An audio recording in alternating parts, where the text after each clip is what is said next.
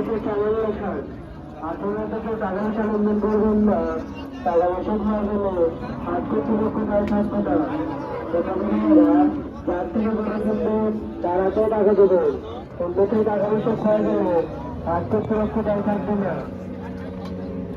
দোকানিরা গরু কিনে যেখানে যাচ্ছেন অবশ্যই লোক রাখবেন, উন্নতি দূরে হারিয়ে গেলে